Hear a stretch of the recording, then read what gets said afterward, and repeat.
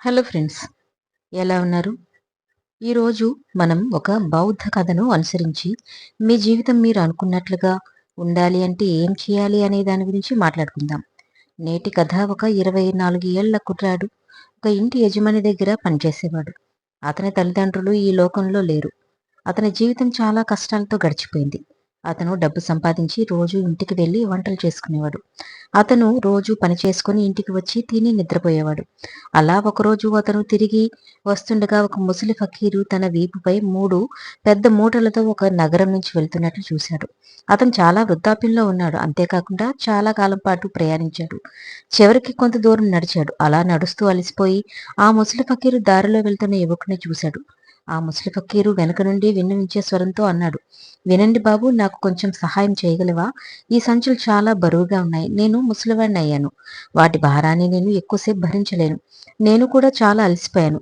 నువ్వు నాకు సహాయం చేస్తావా? దానికి ప్రతిఫలంగా నేను 2 బంగారు నాణాలు ఇస్తాను అని ఆ యువకుడితో అంటాడు. ఆ అబ్బాయి ఫకీరు మాటలన్నీ విని, పర్లేదు బాబా, నేను నీకు సహాయం చేయడానికి సిద్ధంగా ఉన్నాను అని చెప్తాడు. నువ్వు ఎక్కడికి వెళ్ళాలనుకుంటున్నావో చెప్పు అని ఆ కట్టెను తన భుజంపై వేసుకోగానే ఆ కట్టె నిజంగానే చాలా బరువైందిగా గ్రహించాడు బాలుడు. ఫకీరు అలానే దారిలో ముందుకు వెళ్ళసాగారు. కొంతసేపు నడిచిన తర్వాత గ్రామం బొగ్గింపు రావడం ప్రారంభమైంది. ముందుకు వెళ్లే కొద్దీ ఒక నిర్జన రహదారి కనపడుతుంది. అలా వెళుతూ వెళుతూ మార్గ మధ్యంలో ఉండగా ఆ బాలుడు ఫకీర్తో, బాబా, ఈ మూటలో ఏముంది అని అడుగుతాడు. దానికి ఆ ఫకీరు, ఏం లేదు, ఇది కొన్ని రాగి నాణాలతో నిండుంది అన్నాడు. ఫకీర్ నుంచి ఆ సమాధానం విని ఆ అబ్బాయి తన మనసులో ఆలోచించడం ప్రారంభించాడు. ఆ బాబా వ్యాపారవేత్త అయి ఉండాలి, అందుకే ఇన్ని రాగి నాణాలు తన వెంట తీసుకువెళ్తున్నాడు అని అనుకున్నాడు. కానీ అప్పుడు తన మనసులో ఇంకో ఆలోచన వచ్చింది. అయినా ఇవన్నీ నాకెందుకు, ఈ మూటను మాత్రమే మరో ఊరికి తీసుకువెళ్ళాలి అనే ఆలోచన తన మనసులో నుంచి రాగి నాణాల ఆలోచనను తొలగించి నడుస్తూ నడుస్తూ మరికొంత సమయం గడిచిపోయింది. అతను ఒక నది దగ్గర నిలబడ్డాడు.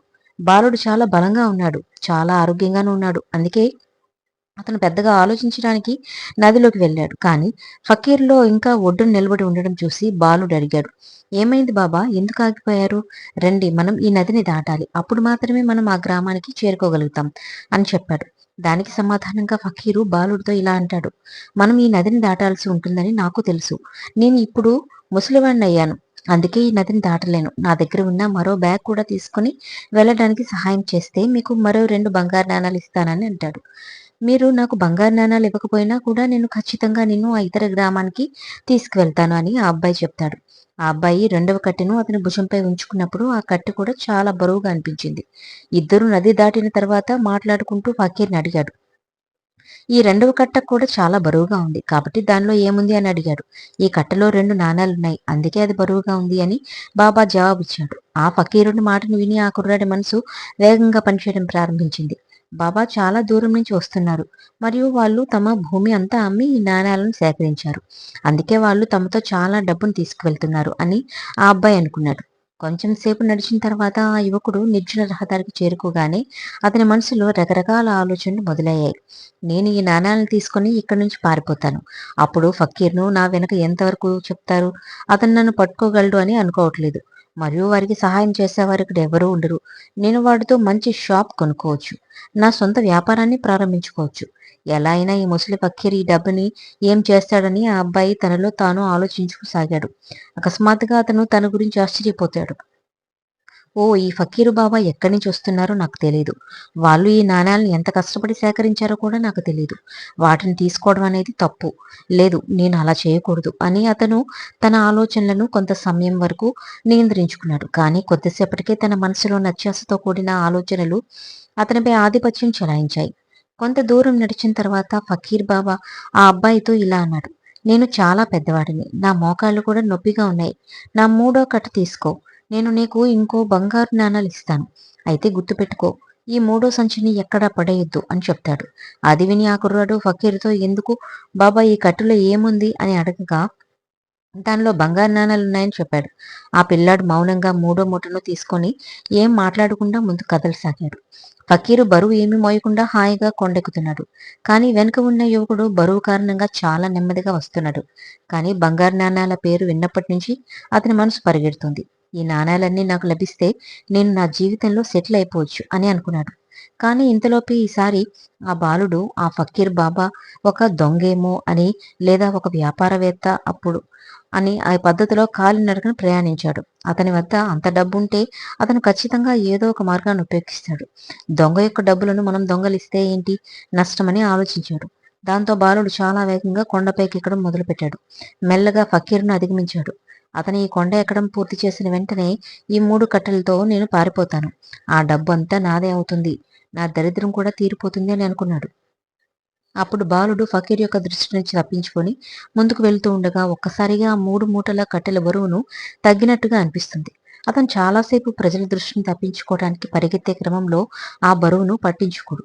అలా తన ఇంటికి చేరుకున్న తర్వాత ఆ నాణాలన్నింటినీ ఎక్కడైనా దాచాలి అని అనుకుంటాడు. అలా ఆలోచిస్తూ మొదటి కట్టను తెరిచాడు. తుప్పు పట్టిన ఇనుప నాణాలు కనిపిస్తాయి.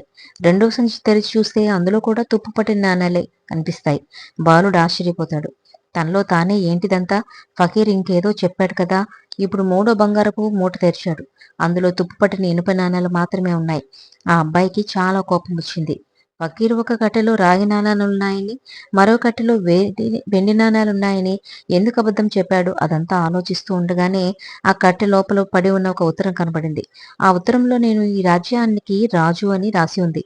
నాకు పిల్లలు లేరు. అందుకే నేను నా రాజ్యం నుంచి ఈ రాజ్యానికి రాజుగా మార్గల మరియు రాజ్యభారాన్ని నిర్వహించగల నిజాయితీ అయిన వ్యక్తి కోసం వెతుకుతున్నానని రాసి ఉంది. అతను పూర్తిగా నిజాయితీపరుడు మరియు అతని మనసులో ఎలాంటి దురాశ లేనివాడు ఈ రాజ్యభారాన్ని తట్టుకోగలడు అని కూడా ఉంది. ఆ అబ్బాయి లేఖ చదవగానే గట్టిగా అరవడం ప్రారంభించాడు. అతను తన మనసులోని ఆలోచనలు అదుపులో చేసుకుని ఉంటే అతని జీవితం మారిపోయేది కదా అని అనుకున్నాడు. కానీ దురదృష్టవశాత్తు అతను తన మనసును నియంత్రించుకోలేకపోయాడు. మహాత్మా బుద్ధుడు చెప్పింది ఏంటంటే, ఆలోచనలే అన్ని. మనం ఏమనుకుంటున్నామో అదే మనం అవుతాం. అందుకే మన మనసు యొక్క అనియంత్రిత ఆలోచనలు మనల్ని జాగ్రత్తగా చూసుకోవాలి అని మహాత్మా బుద్ధుడు చెప్పాడు. మన మనసులో నడిచే ఆలోచనలు పదాలుగా మారతాయి. పదే పదే పునరావృతమైనప్పుడు అదే చర్యలుగా అలవాట్లుగా మారుతాయి. కాలక్రమేణా అలవాట్లు మన విధిని కూడా ఏర్పరుస్తాయి. అందుకే మన ఆలోచనల గురించి ఆలోచించుకోవడం చాలా ముఖ్యం. మన మనసులో ఎలాంటి ఆలోచనలు తలెత్తుతున్నాయో తెలుసుకోవడం కూడా ముఖ్యమే. బలహీనత ఎప్పుడూ ఒక చిన్న ఆలోచనతో మొదలవుతుంది. ఆ ఆలోచన విత్తనం సకాలంలో నాశనం కాకపోతే ఈ చిన్న ఆలోచన త్వరగా పెరిగి ఒక మహావృక్షంగా మారుతుంది. అదే మన మేధస్సు సామర్థ్యాన్ని పూర్తిగా నాశనం చేస్తుంది. అందుకే మన మనసులో మొదటిసారి తప్పుడు ఆలోచన వచ్చినప్పుడే దాన్ని పూర్తిగా పెకలించి వేయాలి. లేకుంటే అది అతి త్వరలో ఒక పెద్ద వృక్షం యొక్క రూపాన్ని తీసుకొని ఏదో ఒక విధంగా ఇబ్బందులను కలుగు చేస్తుంది. మనల్ని తప్పుదారిలో పడేస్తుంది. అప్పుడు మనం కోరుకున్న దాన్ని ఆపలేం. ఇదంతా విన్నాక ఇప్పుడు మన మనసు యొక్క ఆలోచనలు ఎలా నియంత్రించగలం అనే ప్రశ్న తలెత్తుతుంది. మన మనసు చాలా శక్తివంతమైనది, చంచలమైనది. ఏదో ఒక విధంగా అది ప్రభావితం కాగలదు. మనం దాన్ని నియంత్రించలేం.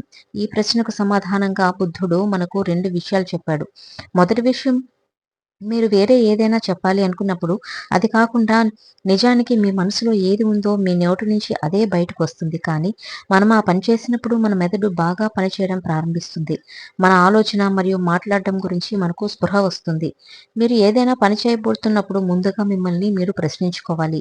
నేను ఏం చేయబోతున్నాను? దాని వెనుక నా ఉద్దేశం ఏమిటి? నేను ఇతరులకు బాధ పెట్టాలనుకుంటున్నానా? లేదా నేను ఇతరులను నిరాశపరచాలనుకుంటున్నానా అని మిమ్మల్ని మీరు ప్రశ్నించుకోవడం, వాళ్ళు మీ ఎంతో ముఖ్యమైన విషయం, మీలో సానుకూల శక్తి ప్రవహించడం ప్రారంభించినప్పుడే మీరు సానుకూలంగా మారుతారు. మీరు మీ ఉద్దేశాలతో కనెక్ట్ అవ్వడం ప్రారంభిస్తారు. మీలో ఉన్న ప్రతికూల శక్తి మరియు ప్రతికూల ఉద్దేశాలు రోజు రోజుకు తగ్గుతాయి. అయితే మీరు ప్రతిరోజు దీన్ని చేయాలని గుర్తుంచుకోండి. మీరు ఎల్లప్పుడూ మంచి ఉద్దేశాలను కలిగిన విషయాలను మాత్రమే ఆలోచించాలని గుర్తుపెట్టుకోండి. అప్పుడు మాత్రమే మీరు దుఃఖం మరియు కష్టాల నుంచి తప్పించుకోగలరు. లేకుంటే మీరు దుఃఖాలు మరియు ఇబ్బందులతో ఉంటారు. దాని నుంచి ఎప్పటికీ బయటపడలేరు. కాబట్టి మీ ఆలోచనల పట్ల సరైన అవగాహనను పెంచుకోండి. క్రమక్రమంగా మీ మనసు ప్రశాంతంగా మారుతుంది. ప్రతికూల ఆలోచనలన్నీ అదృశ్యమవుతాయి. మీరు శాంతి వైపు వెళ్ళటం మొదలవుతుంది. దీనికోసం మీరు చేయాల్సిందల్లా మీ కళ్ళ ముందు ఏం జరుగుతుందో చూడటం, మీ భావాలకు మరియు జ్ఞాపకాలకు ఎటువంటి స్పందన ఇవ్వకుండా వాటిని కేవలం చూస్తూ ఉండాలి. దాంతో మీ మనస్సు ఖాళీగా మారడం ప్రారంభమవుతుంది.